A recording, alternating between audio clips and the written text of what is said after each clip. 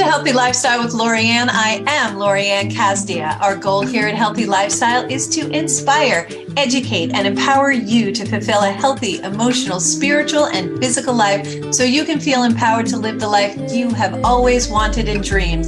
Welcome to the show. I hope you're having a really great day. You know me. I am a life and business transformational success coach, a #1 international best-selling author, an award-winning inspirational speaker, and humanitarian, as we all should be, right? And today, speaking of humanitarians, I am so happy to have Dr. Michelle Gordon on today. Her life parallels mine, or our lives parallel each other in so many ways. And yet we came from different industries, which is really interesting. Dr. Michelle comes from medicine, and I come from business industry, right? Business and politics. So it's really interesting how our lives parallel, but she's an amazing, amazing human. She ran a multi-million-dollar surgical practice from 2005 to 2020 and grew it to 5 surgeons. That's huge. All the overnight ER calls, the sleepless nights, the corporate medicine's lack of empathy for doctors and generalized discontent with medicine led to severe overwhelm and burnout. Sound familiar? And her life as she knew it was no longer sustainable. And then, of course, we got hit with COVID, right? And then she was working in medicine. It became more and more challenging and dangerous for her family, for herself. And she simply entered the hospital and became really seeing that it became really complicated. So this superstar decided that she'd close a successful practice, oh my goodness, to recover. And that is really taking that step out of that pocket of being comfortable and going to do what's important to you. And as she healed, as she learned the possibility to bounce back and bounce back with quality without suffering. And she gained the right tools. And we're going to talk about that today. So I want everyone, please welcome to our show, Dr. Michelle Gordon. Dr. Michelle, you are amazing.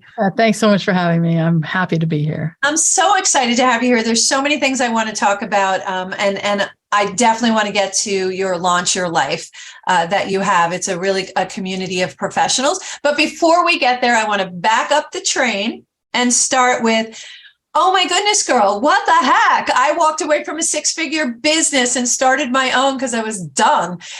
What happened? How did you actually close that multi-million-dollar company? Oh, it was really funny. I cracked the code to making money in medicine, and I made a lot of money on my own, and I was tired. So I hired somebody to help me, and I didn't really make any more, but I had more time back. So I was happy with that.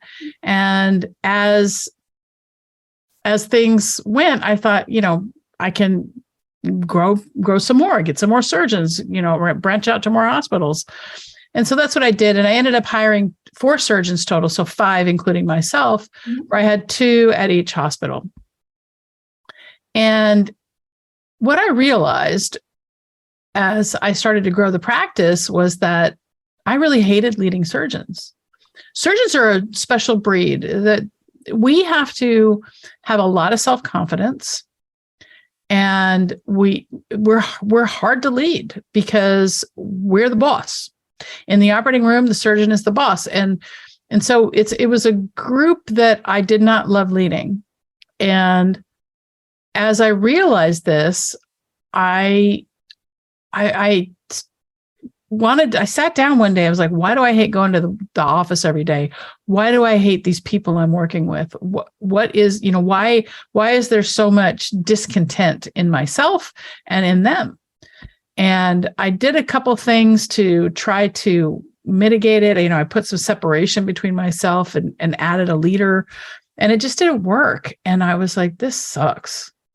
So that was a big part of it was that it was, I still had to get up at night. It wasn't like I was able to completely replace myself. I still had to take call at night, and all I wanted to do was sleep at night. So I took a look at my bank account, and I said, this got to stop. I can't do this.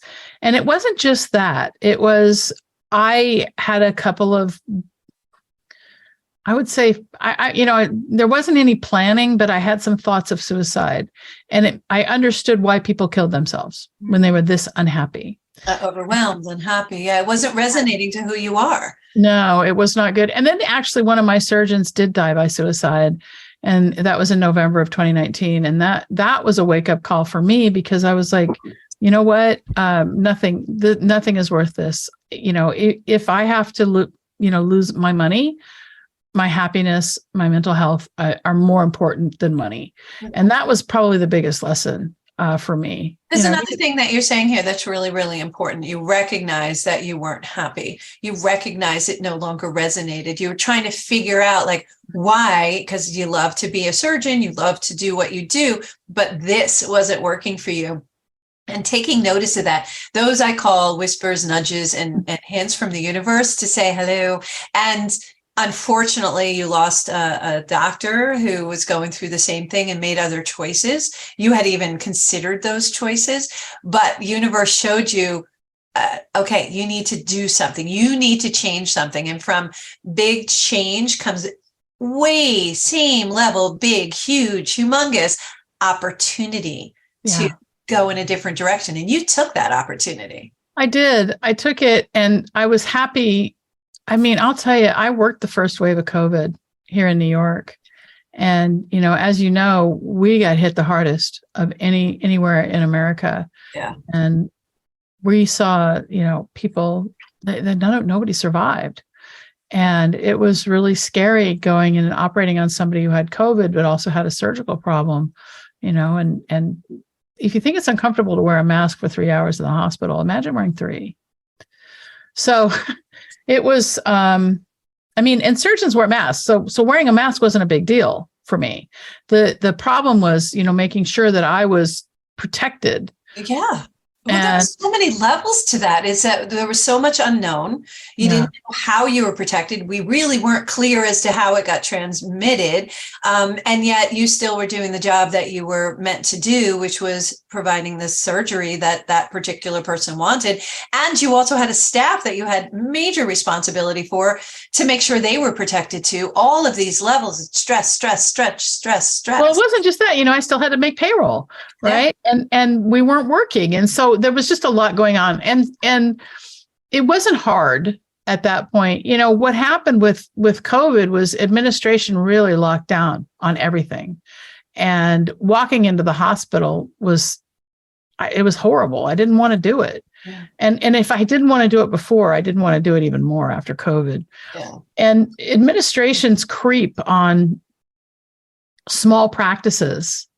And there's just not very many, independent practices anymore. Yeah. There's not anything. There's probably no independent surgical practices really, other than maybe some super specialists. And so the thought of going and being an employee was anathema to me. I could not do it. And I just said, I got to do something else. And so then, I had this online business I was working on. And in May of 2020, I had a moderately successful launch, made about $30,000. And I thought, hey, if I can do that 4 or 5 times a year, that'll be okay, cover my bills. Yeah. And then I kept doing the same thing. I did it a bunch of times more, and it just got worse and worse. And I was like, something's not right here. Something's not right. And I took a look, and I was launching to the wrong people. And there were a lot of reasons why, and I don't want to go into the specifics of that, but the focus was on helping women manage menopause. And I do have some really great products that are coming up for sale for menopausal women specifically.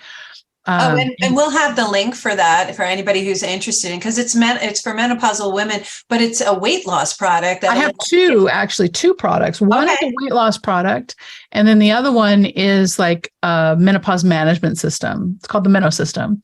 And it really is how to naturally manage your menopause. But that's a longer course. That's about seven or 8 weeks. Depending on how long it takes you. There's 7 or 8 modules. Gosh, that sweating is just. Yeah. Well, there's ways to manage that though. But the weight loss product, the as you said in the pre-interview, the weight release product is just excuse me, it's just a 4-week thing. And that also will drop the link so that if anybody's interested, and we'll have that below it's really focused on anti-diet culture. It's not about, I've surveyed 50,000 women in menopause, and 48% of women, the first thing they say is, I want to lose the mental belly. And so we want to focus on that first, and then we can talk about what's really going on. What causes that belly? Because it's hormones. It's hormones, but it's also your behavior. Is it cortisol and things like that, or? There's things we have to change as women in menopause. We can't eat the same way. We cannot assume that we can eat the same way because we're losing our estrogen. And estrogen, what happens is when we start to lose the estrogen, we start to pack on weight on our bellies. Everyone does. Everyone. I mean, look at older celebrities. Even they do it, right? And it doesn't matter. It doesn't matter how much you eat or where you're going to gain some weight in your belly.